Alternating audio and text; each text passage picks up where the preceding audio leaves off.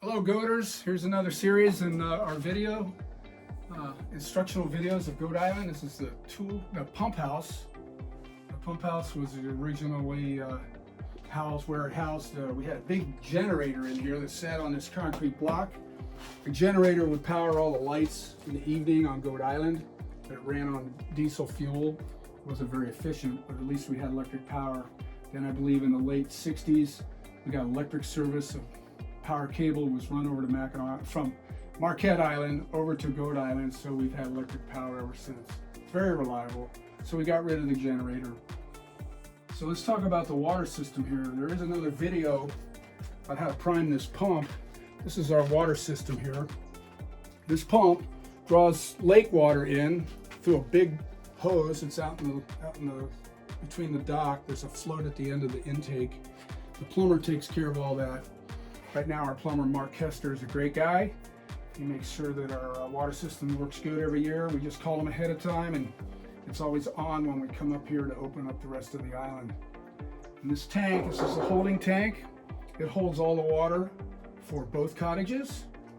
And as the water goes down, this gauge, this needle goes down. This kind of tells you how much water is in this big tank. When it gets down low, turns a switch on, turns the pump on to pump more water into the tank.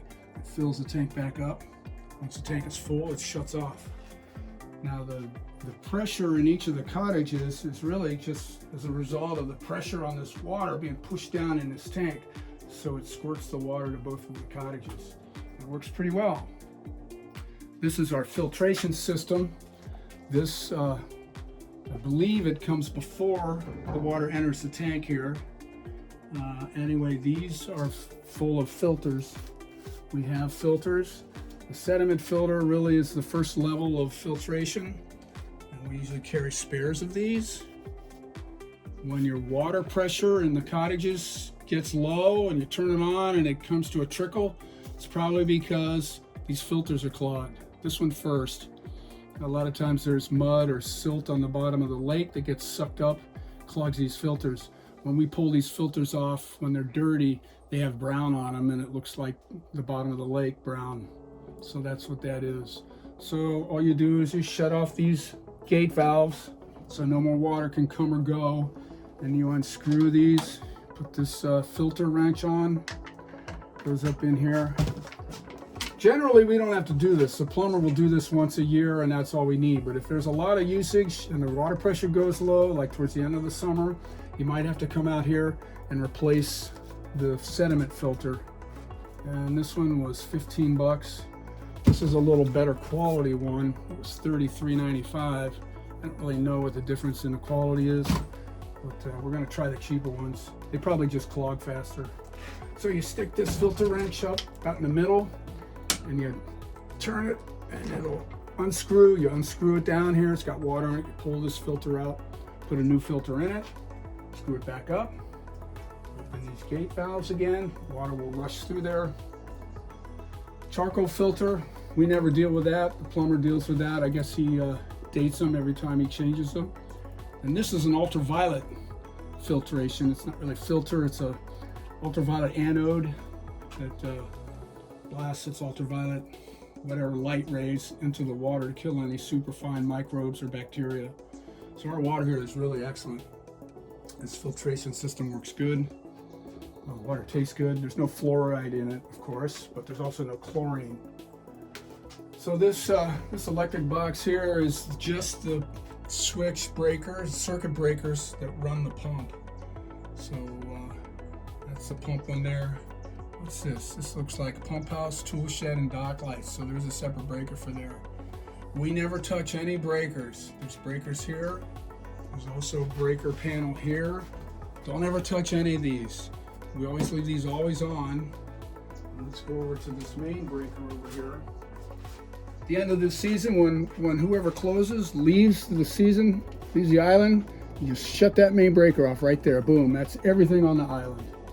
So that's the main on and off. And if you show up and you're the first one here, usually the plumber turns it on and leaves it on, but if there's no power for some reason, come here and push that power on. This here is the timer for the dock and the walk lights, those cute little lights that are down around the ground. We have it set. You can set the time. Here it comes on at 8:30 p.m. Goes off about 12:30 a.m. in the morning. And we just leave that running like that. Works good.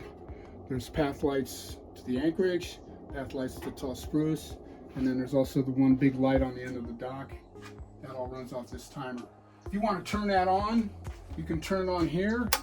That turns on all the lights. Right now, all the lights would be on, even though it's off with the timer portion. You can manually turn it on this way. And the reason you do that is because there's an electric plug out on the dock underneath the light. If you need power out on the dock for some reason to charge a battery charger for the boat or to run a pressure washer or whatever, you got to turn that on in order to get power out to the dock.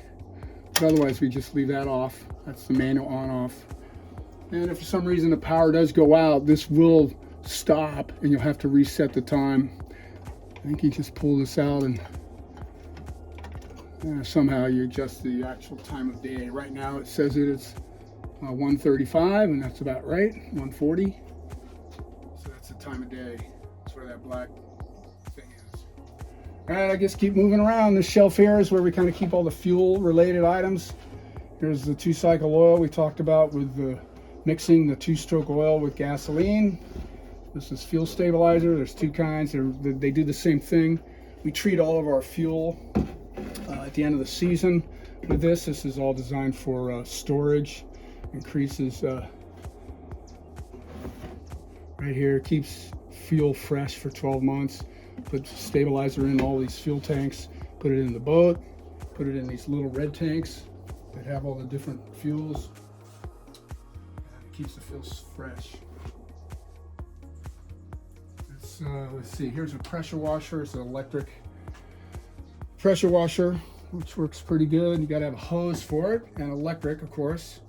And you can use it to, clean the dock off or the porch, deck, tall spruce. So you got to be within range of a hose and, of course, electric power. Back here, look at this gem. This is probably a 1959 Johnson Seahorse 10-horse outboard. Back in those days, 10 horsepower was probably more like 20 or 25 horsepower today. So even though it's a 10 horse, it's super powerful. Last time when we put it away, it ran, but nobody's really tried to run this thing for about 30 years, 25 years. So I don't know if it runs or not, but if somebody's interested, they could get that thing out, carefully check it out. I would suspect that the rubber fuel hoses inside the engine might be deteriorated. Otherwise, it's a super cool engine. And there's a special tank for that in the back. It's a dedicated tank just for that outboard. And that outboard runs 50 to 1, 2-stroke oil, 50 gas to 1 part oil. And here in this corner, of course, famous Dupre antique items from the Dicky Dip. This is a 1.5 or 2.5 horsepower Evinrude outboard. It's a 1-cylinder. It's got 1 spark plug. Here's a fuel tank. Pretty cool old stainless steel motor. There's a lot of collectors that find those now, but we'll never let these things go. I've seen them at the Hessel Boat Show. Guys are selling them. They're all re-chromed, and they're only getting maybe $400 for them. So they're not that valuable, but they're certainly super cool. This one is an even older one. I forget what it's called, but the lower unit folds up. Here's the propeller right here. This is designed to stow in a locker on a yacht, like the Dicky Dip. My big grandpa had that. And a locker somewhere as a backup engine for the dinghy. Anyway, we've kept those all these years. They're just pretty cool. I store all the garden rakes and shovels and stuff. The lawnmower I keep in here. Sometimes I'll keep the lawnmower in the clearing underneath the little shelter there, because this thing's hard to get from here to there because of the rocky trails. So I'll mow here, take it over the clearing, mow there, and then leave it there. And then a month later, mow the clearing again because the mower's already over there. And then bring it back and mow around the tall spruce. So there's all kinds of funky old stuff in here. Gone through it and got rid of all the junk, but some of this stuff will keep.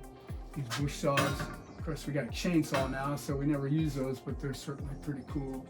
Those are probably 50, 60 years old. So that's pretty much it. That's the pump house.